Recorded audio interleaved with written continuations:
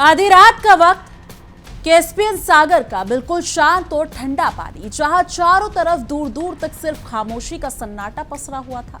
लेकिन अचानक उस काली रात में आसमान का सीना चीरती हुई एक रहस्यमयी चीख सुनाई देती है।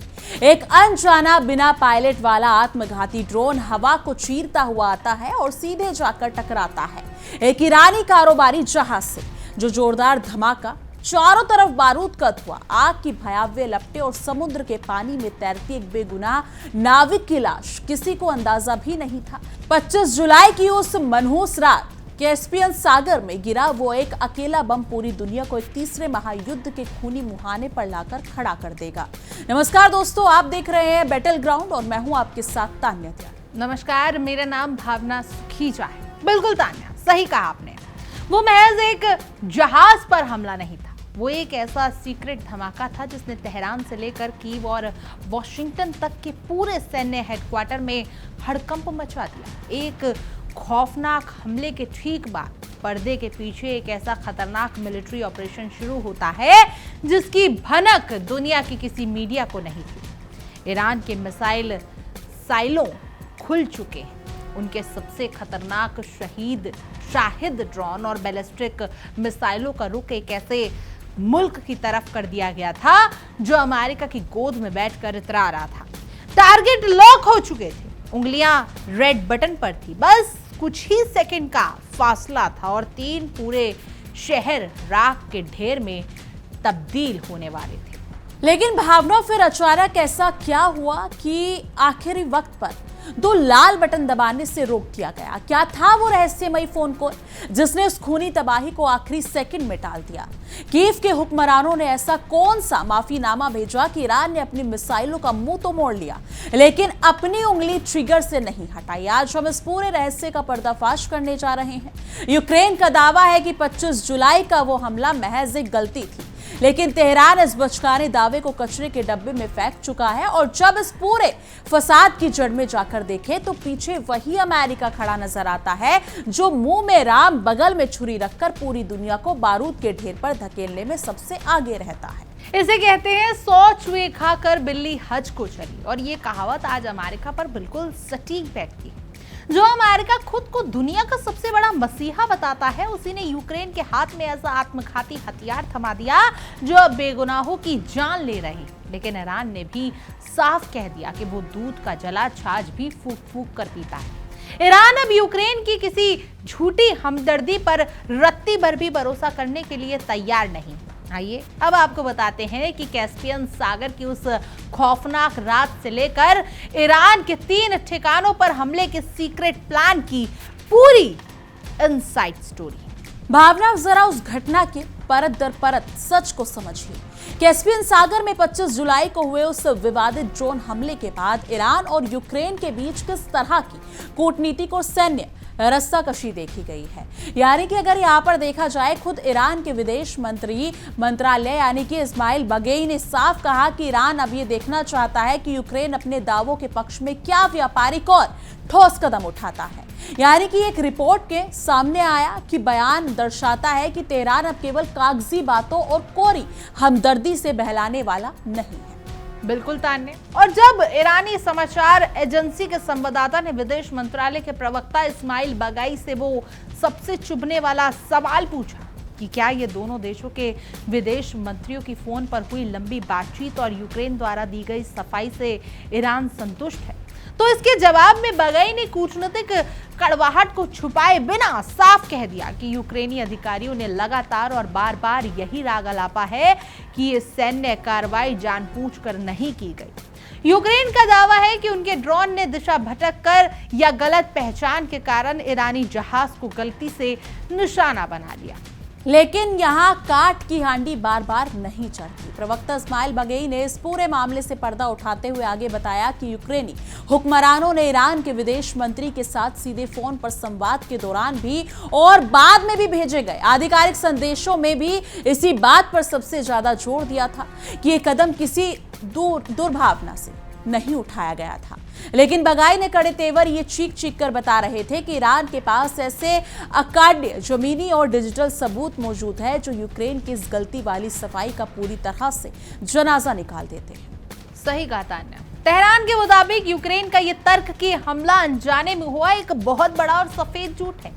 ईरानी विदेश मंत्रालय के प्रवक्ता बगाई ने बेहद आक्रामक लहजे में उजागर किया कि तेहरान के पास ऐसे प्रत्यक्ष सबूत हैं जिन्हें झुटलाया नहीं जा सकता। इनमें सबसे बड़ा सबूत खुद यूक्रेन के राष्ट्रपति व्लादिमीर ज़ेलेंस्की के वो सार्वजनिक बयान है जिनमें कैस्पियन सागर के इलाके में लंबी दूरी के हमले की कामयाबी का ढिंढोरा पीट रही थी। जब देश का राष्ट्रपति खुद हमले की शेखी बगारे तो फिर नीचे के अधिकारियों का ये कहना है कि हमला गलती से हुआ है, हाथ कंगन को आरसी क्या वाली कहावत की याद दिलाता है। और इसी वजह से भावना ईरानी प्रवक्ता ने अमेरिका और पश्चिमी ताकतों द्वारा पालकर पोसे जा रहे यूक्रेन को कड़े शब्दों में आगाह किया कि तेहरान यूक्रेन को इस हरकत के लिए हर हाल में जवाबदेह ठहराएगा। बागेई ने स्पष्ट चेतावनी दी कि भविष्य में कोई भी देश ईरान के व्यापारिक और नागरिक जहाजों पर इस तरह की ओछी हरकत करने का दुस्साहस न करे। यानी इसके लिए ईरान ने जो भी कानूनी, कूटनीतिक या कड़े सैन्य कदम उठाना जरूरी समझेगा, बिना किसी झिझक के उठाएगा।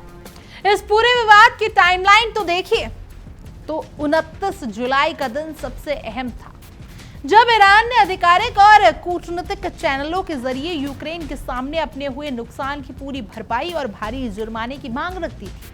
आपको बता दें कि 25 जुलाई की सुबह कैस्पियन सागर में जब ईरानी कमर्शियल शिप पर यूक्रेनी ड्रोन टकराया तो वहां भीषण धमाका हुआ जिसमें एक नाविक की दर्दनाक मौत हो गई और जहाज क्षतिग्रस्त हो गया। ईरान का यह मानना था कि किसी बेगुनाह का खून बहाना कोई ऐसा खेल नहीं है जिसे महज एक सॉरी बोलकर खत्म कर दिया जाए। इस भयंकर कूटनीतिक खींचतान के बीच भावना ईरान के विदेश मंत्री सैयद अब्बास अरागची ने सोशल मीडिया प्लेटफॉर्म एक्स पर एक बयान जारी करके पर्दे के पीछे चल रही बातचीत का सच उजागर किया। अरागची ने बताया कि यूक्रेन के विदेश मंत्री आंद्री सिबिहा ने खुद उन्हें फोन मिलाया था और बड़ी हताशा में ये भरोसा दिलाने की कोशिश की थी कि यूक्रेन ईरान के साथ किसी भी तरह के तनाव को बढ़ाना नहीं चाहता है। यूक्रेन के विदेश मंत्री फोन पर यही दोहराई, अगर देखा जाए तो दुहाई देते रहे कि उनकी कोई दुश्मनी ईरान से नहीं है। लेकिन तान्या, सवाल तो ये उठता है कि आखिर ये फसाद शुरू कहां से हुआ। ये पूरा विवाद उस वक्त भड़का जब यूक्रेन के राष्ट्रपति ज़ेलेंस्की ने एक्स पर अपनी एक पोस्ट से खुद ही आग में घी डालने का काम किया था। ज़ेलेंस्की ने ढिंढोरा पीटा था कि उनकी सेना ने रूस के सैन्य सप्लाई नेटवर्क को तोड़ने के लिए कैस्पियन सागर के जल क्षेत्र तक लंबी दूरी की मिसाइलों और ड्रोन से स्ट्राइक की है। ज़ेलेंस्की का यही सोशल मीडिया शो ऑफ अब उनके लिए गले की फांस बन चुका है। अब जरा अमेरिका के उस घिनौने और आक्रामक किरदार पर भी नजर डालना जरूरी है जो यहाँ पर इस पूरे वैश्विक नाटक की स्क्रिप्ट लिख रहा है। अमेरिका पिछले काफी समय से यूक्रेन को अरबों डॉलर के घातक हथियार, लंबी दूरी के आत्मघाती ड्रोन और सटीक सैटेलाइट डेटा मुहैया करा रहा है। अंधेर नगरी चौपट राजा की तर्ज पर वॉशिंगटन में बैठे अमेरिकी रणनीतिकार सोचते हैं कि वो यूक्रेन के कंधे पर बंदूक रखकर दुनिया के किसी भी कोने में आग लगा देंगे और उन पर कोई आंच नहीं आएगी। लेकिन ईरान के कड़े तेवरों ने अमेरिका के तमाम कूटनीतिक, यानी कि अगर देखा जाए गणित को गड़बड़ा दिया है।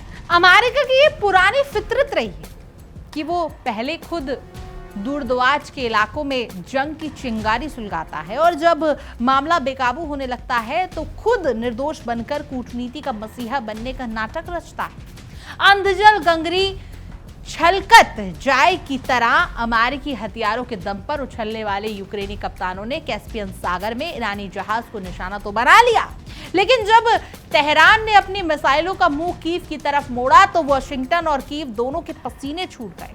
इस पूरे घटनाक्रम में सबसे खौफनाक और चौंकाने वाला पहलू मेजर जनरल मोहसेन रेजाई के उस बयान के सामने आता है जो उन्होंने एक टेलीविजन को दिया था। यानी कि 1980 के दशक में IRGC की कमान संभाल चुके और वर्तमान में सुप्रीम लीडर अली खामनेई के शीर्ष सैन्य सलाहकार रेजाई ने साफ कहा कि ईरान ने कैस्पियन सागर के हमले का बदला लेने के लिए यूक्रेन के भीतर पूरे 3 महत्वपूर्ण ठिकानों पर ताबड़तोड़ हमले करने का पूरा खाका तैयार कर लिया था।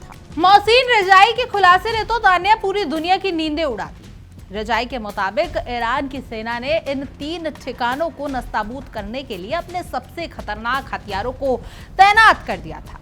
हमले की टाइमलाइन और कोइंसिडेंस तक सब कुछ फाइनल हो चुका था। लेकिन जैसे ही कीव को ईरान की इस खतरनाक तैयारी की भनक लगी, उनके हाथ पांव फूल गए। कीव ने तुरंत ईरानी राजनयिकों से संपर्क साधा, अपनी गलती स्वीकार की और कथित रूप से औपचारिक माफी मांगी, जिसके बाद ही तेहरान ने इस तबाही मचाने वाले ऑपरेशन को रोक दिया।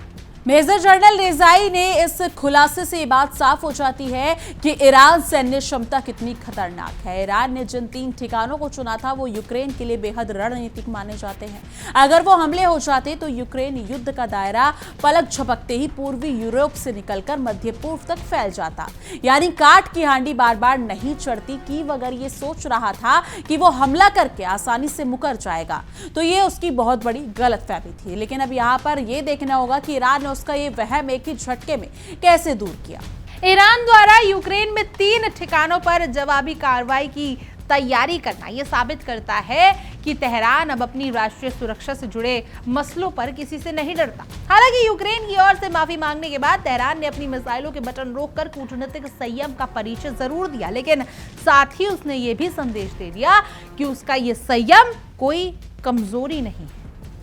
इस पूरी घटना ने कैस्पियन सागर के जल क्षेत्र को एक नए युद्ध के क्षेत्र में तब्दील करने का जोखिम पैदा कर लिया है।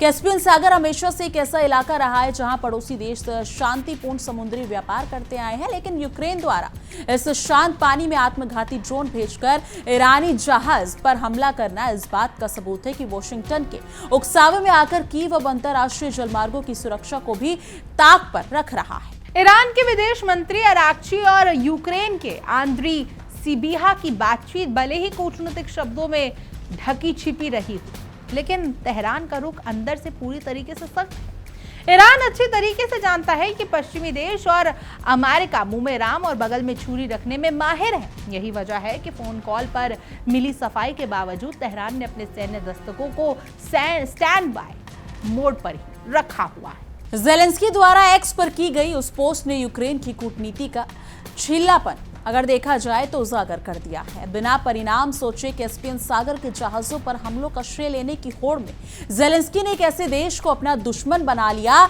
जो बेहद आक्रामक माना जाता है। जब तेहरान ने अपनी आंखें लाल की तो ज़ेलेंस्की प्रशासन को अपनी गलती का एहसास हुआ। 25 जुलाई को कैस्पियन सागर में हुआ यह हादसा किसी सैन्य ठिकाने पर हमला नहीं था, बल्कि एक असैनिक और कमर्शियल जहाज पर किया गया हमला था।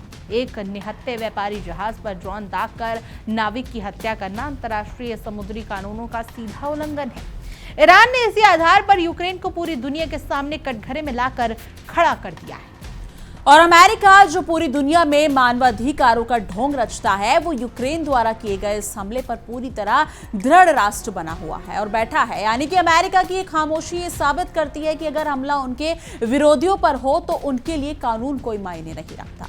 वॉशिंगटन का ये दोहरा रवैया पूरी दुनिया के सामने बेनकाब हो चुका है। तान्या देखो, जैसी करनी वैसी भरनी। यूक्रेन ने सोचा था कि वो कैस्पियन सागर में रूस के सप्लाई नेटवर्क को निशाना बनाकर अपनी बढ़त का ढिंडोरा पीटेगा, लेकिन दाव उल्टा पड़ गया।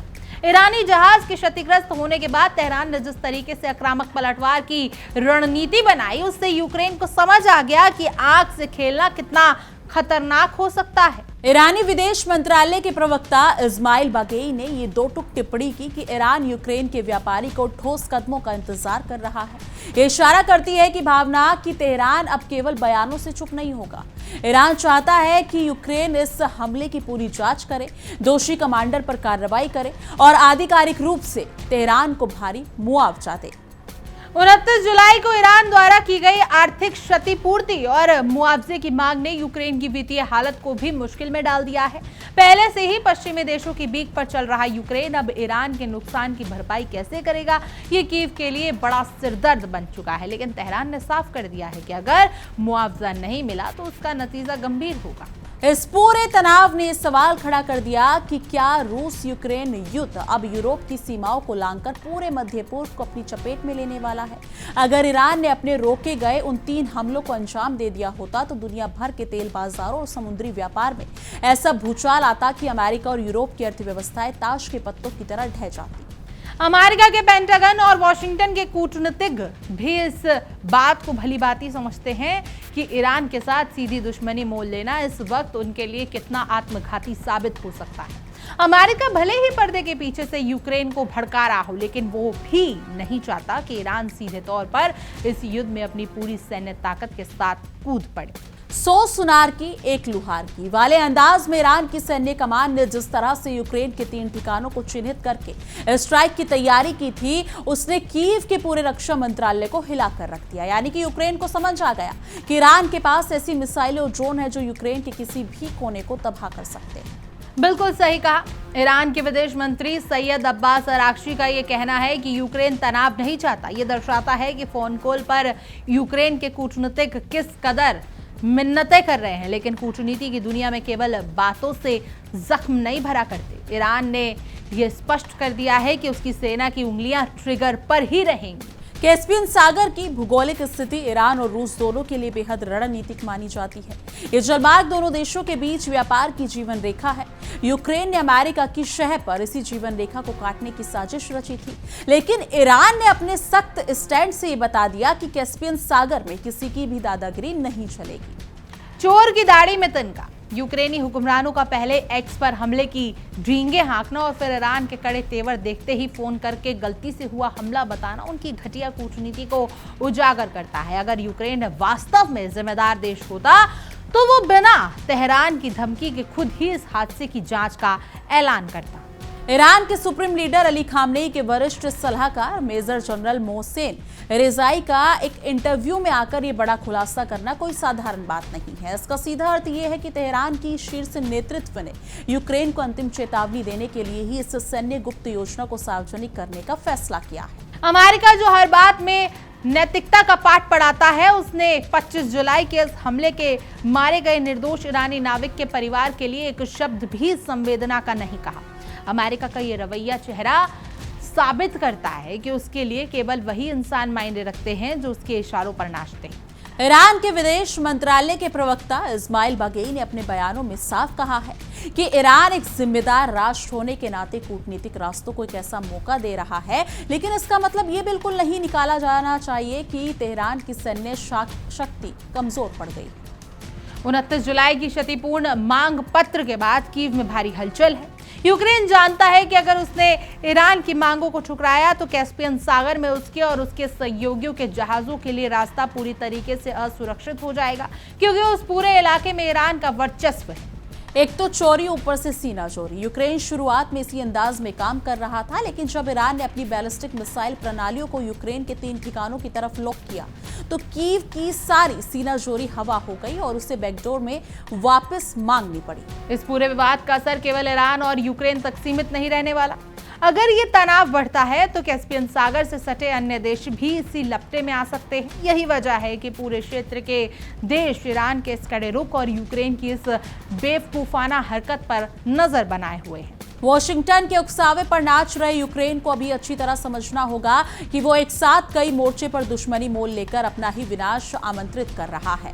ईरान कोई छोटा मोटा देश नहीं, बल्कि उसके पास मध्य पूर्व की सबसे उन्नत मिसाइल तकनीक और घातक सैन्य अनुभव है। बोया पेड़ बबूल का तो आम कहां से हो। यूक्रेन ने जब अमेरिकी हथियारों के दम पर गैर जिम्मेदाराना हमले शुरू किए, तब से वो खुद ही अपने विनाश की पटकथा लिख रहा है। कैस्पियन सागर में ईरानी कमर्शियल शिप पर हमला करना उनकी सबसे बड़ी और घातक रणनीतिक भूल साबित हुई है। ईरानी सेना के पूर्व IRGC कमांडर मोहसेन रेजाई ने जो खुलासा किया, उससे ये भी साफ होता है कि भावना कि ईरान ने केवल हवाई धमकियां नहीं दी, उनके मिसाइल बेड़े और ड्रोन स्क्वाड्रन पूरी तरह से एक्टिवेट हो चुके थे, जो ये दर्शाता है कि तेहरान अपनी संप्रभुता से कोई समझौता नहीं करता। और अमेरिका की दोहरी चाल देखिए कि वो अपने सहयोगियों को आगे करके खुद पीछे छिप रहा है। जब तक मामला शांत था, अमेरिका यूक्रेन की पीठ थपथपा रहा था, लेकिन जैसे ही ईरान ने 3 ठिकानों को उड़ाने की तैयारी की तो वॉशिंगटन में सन्नाटा छा गया। तेहरान की जनता और वहां के स्थानीय मीडिया में भी इस हमले को लेकर भारी आक्रोश देखा जा रहा है। आम नागरिकों का मानना है कि ईरान को यूक्रेन की खोखली माफी स्वीकार करनी ही चाहिए थी, बल्कि उसे कड़ा सैन्य सबक सिखाना चाहिए था, ताकि भविष्य में कोई ऐसी दुस्साहस ना करे। इसी जन आक्रोश को देखते हुए ईरान के विदेश मंत्रालय और सैन्य नेतृत्व ने यूक्रेन को सख्त मैसेज भेजा है। अगर कीव ने 29 जुलाई की मुआवजे की मांग को नजरअंदाज किया तो ईरानी सरकार का अपने देश के नागरिकों का भी भारी दबाव होगा कि वो सैन्य कार्रवाई का विकल्प चुने। कूटनीति के जानकार मानते हैं कि नाच न जाने आंगन टेढ़ा की तर्ज पर ज़ेलेंस्की अपनी युद्ध में गिरती साख को बचाने के लिए ऐसे खतरनाक स्टैंड कर रहे हैं, लेकिन कैस्पियन सागर में ईरानी जहाज पर हमला करके उन्होंने अपने पैर में ही खुद कुल्हाड़ी मार ली है।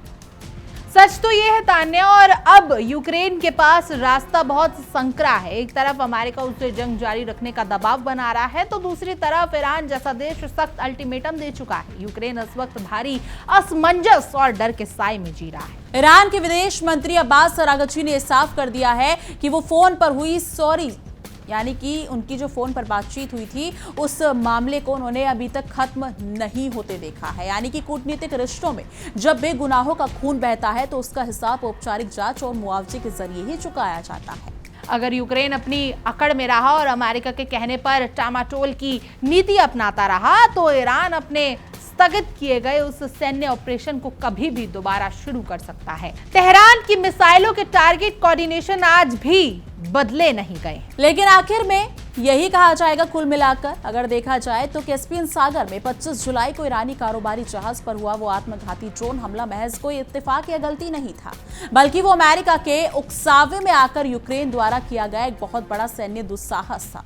अपनी नाकामियों को छुपाने के लिए यूक्रेन ने कैस्पियन सागर में एक निर्दोष नाविक की बलि ले ली, लेकिन जब तेहरान ने अपनी मिसाइलों को यूक्रेन के 3 ठिकानों पर लॉक करके बर्बादी का अल्टीमेटम दिया तो कीव के हुक्मरानों के होश उड़ गए और उन्हें मिन्नतें करके माफी मांगनी पड़ी। अमेरिका की गोद में बैठकर उछलने वाले यूक्रेन को अभी अच्छी तरह समझ आ जाना चाहिए कि ईरान जैसे आक्रामक देश से दुश्मनी मोल लेने का अंजाम कितना खौफनाक हो सकता है। अब पूरी दुनिया की निगाहें इस बात पर टिकी हैं कि यूक्रेन तेहरान की क्षतिपूर्ण और मुआवजे की मांगों पर क्या ठोस कदम उठाता है। ईरान ने बहुत साफ कर दिया है कि उसका सब्र अंत नहीं है।